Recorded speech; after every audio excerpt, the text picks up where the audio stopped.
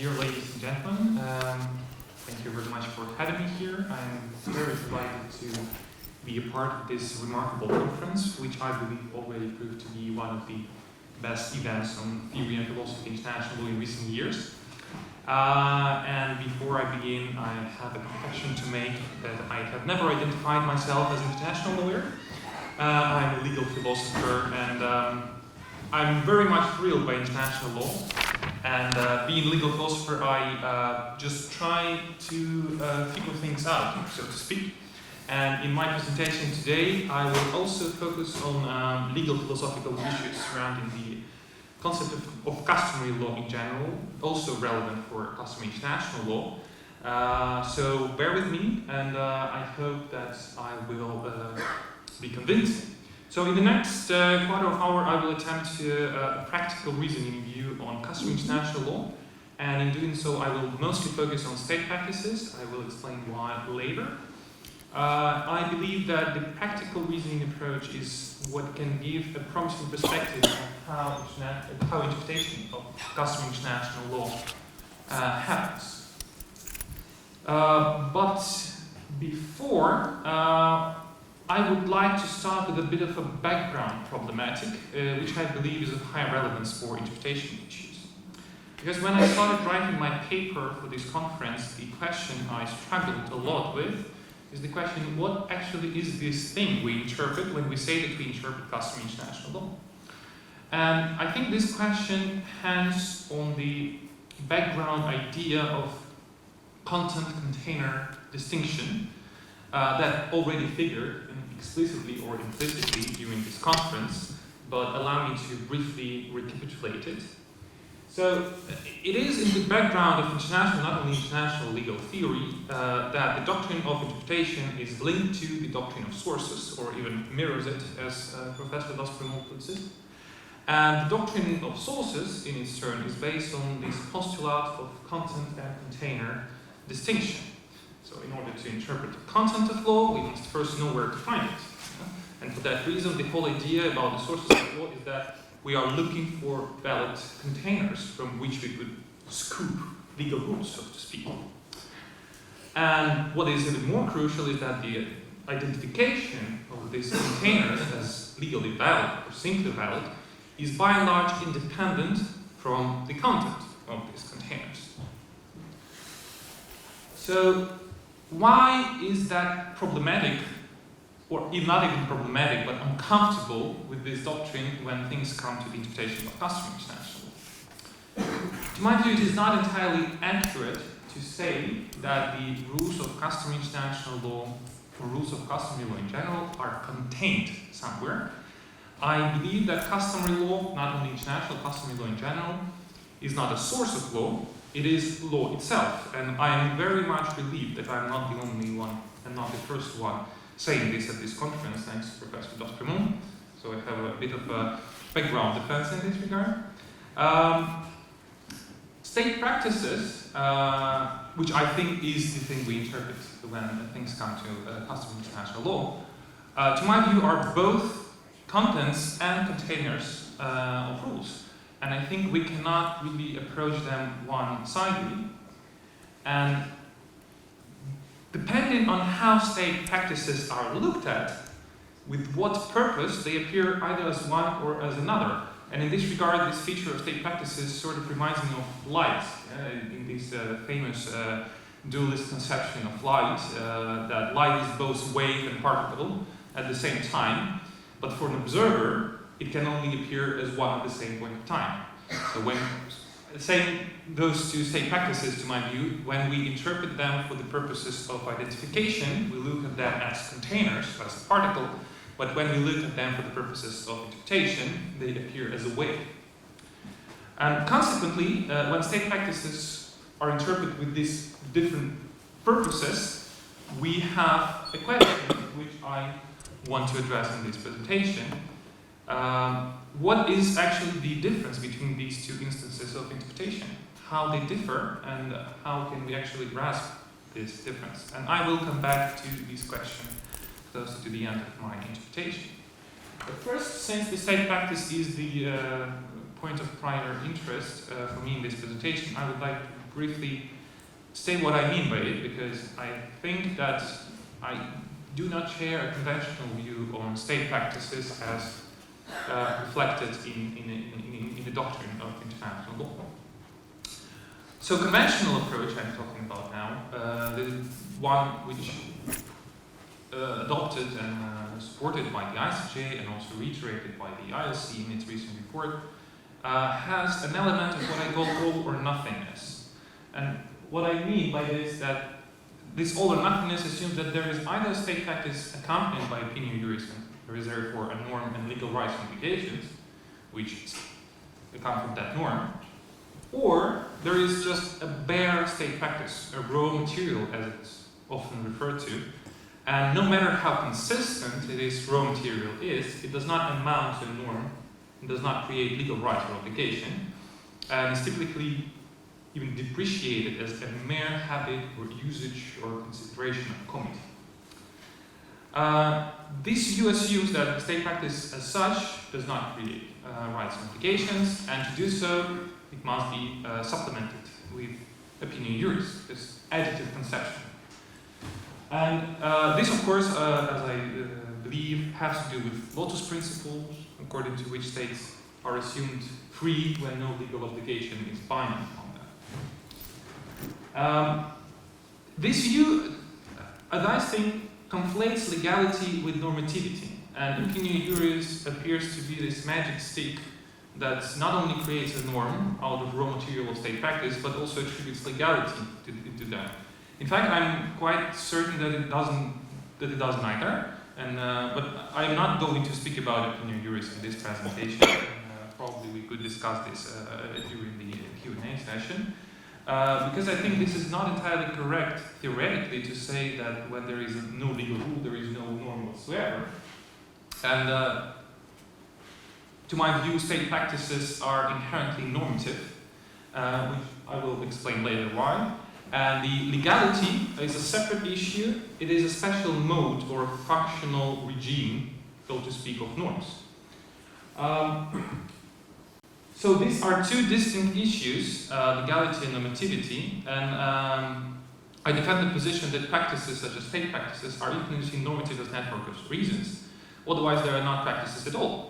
I will return in a second to this idea that practices are networks of reasons, but first allow me to stress that by speaking about reasons, I do not purport any sort of natural law here. Reasons are not the reason with a capital R, as it was believed in the modernity. Reasons, as they've been defined by Jules Brass, whom I built a lot on, are considerations that count in favor of a certain action and render its performance intelligible. And being such, they have a justificatory and explanatory function. So when we want to justify our actions, we actually articulate reasons why we do certain things. Or when we try to make sense of actions of other people or entities, we also provide reasons which we think they might have for doing certain things. So what is important in the context of my presentation is that normativity and legality of practices are two distinct things that require different methodologies and must be approached separately. I'm mostly dealing with normativity in this presentation. So normativity as practical reasoning. Let me briefly explain what I mean by normativity and how it relates to reasons.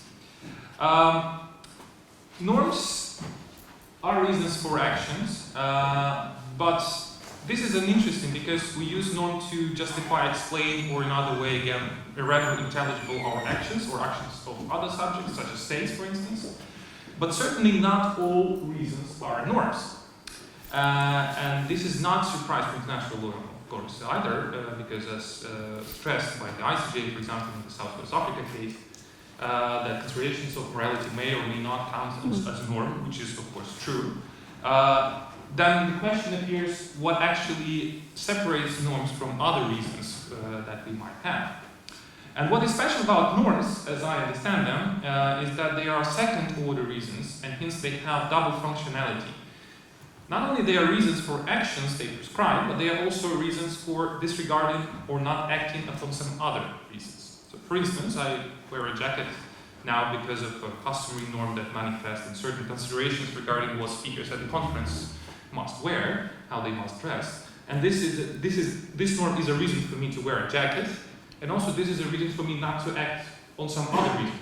For example, wear shorts, because that would be inappropriate. So norms, they act as exclusionary reasons because they exclude certain considerations, and which means that once we have a norm, it is no longer appropriate for us to act for certain other reasons. We should not do that, otherwise it would constitute a violation of a norm.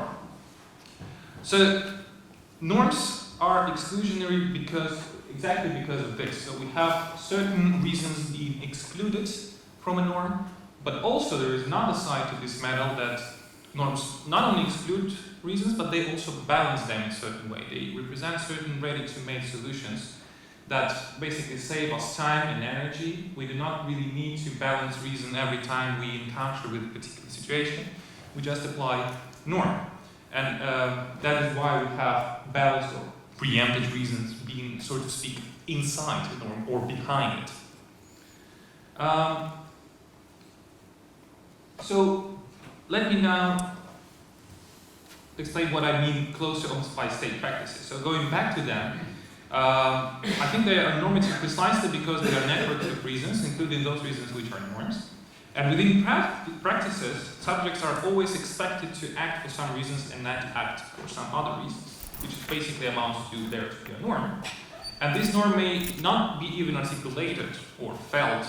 Its existence is in our expectations, in reactions we may have towards our actions and actions of other people. And norms are also inseparable from practices, and they may not even have any meaning beyond practices. And from this, I think that for the purposes of customary law, norms, customs, and practices, these three words basically refer to the one and the same thing. Importantly, the expectations that participants of practices will act for some reason but not for some other reasons, they create normative deeds that we learn and follow, often unconsciously. And this creates the image of practices as sort of this nebulous phenomenon where each dot is an instance of practices. They may be quite distant from each other, but as long as they can be meaningfully accounted for and engaged with within one justificatory or explanatory deed, they remain interconnected.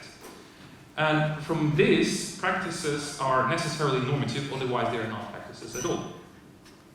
So now going back to the question I started with, to the question of interpretation, this is my last slide.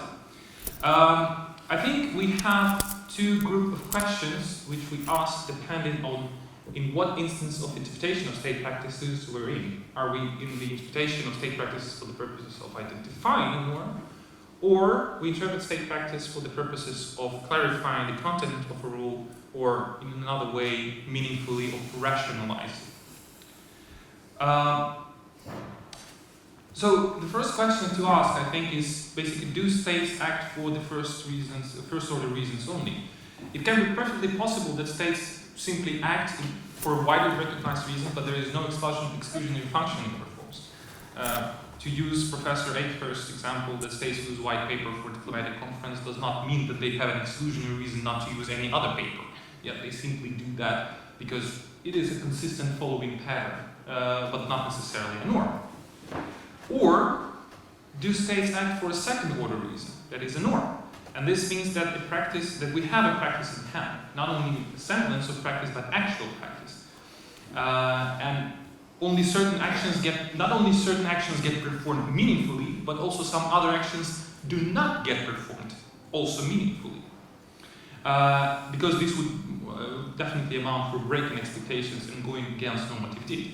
And finally, if there is a norm and a practice, is it acted upon and articulated within a connection to other legally relevant reasons? In other words, does it qualify as law? As I said, issues of legality are beyond the scope of this presentation, especially because they are, to my view, irrelevant for the interpretation concerns, because the schema implies more of a generic character. It can work for any kind of reasons. So let me now switch to the other group of questions, the questions we ask for the interpretation for the purposes of clarification. So in this instance, when state practices are taken as a content, not as a container, the first thing to ask as I see it, is what reasons does a norm exclude, or what reasons cannot be legitimately acted for within a practice. The second question to ask is what reason does a norm account for, how it balances them, and whether this balance corresponds to some underlying justification. These two questions, of course, must be taken together, because when new reason gets or tried incorporated into existing practices, it is first of all a question of whether they fit to the balance of reasons, and whether they tip the balance of reasons we already have, or states already have. And oftentimes they cannot be accommodated within practices and may get excluded or may constitute other practice, a new one. So practical reasoning view on state practices, it pictures them first as inherently normative networks of reason, and second as networks of reason that can at some point constitute legal norms.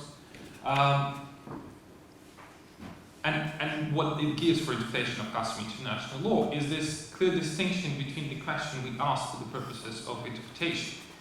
On this note, I will end my presentation, and I'm looking forward to hearing your comments and questions, because this is, of course, work in progress.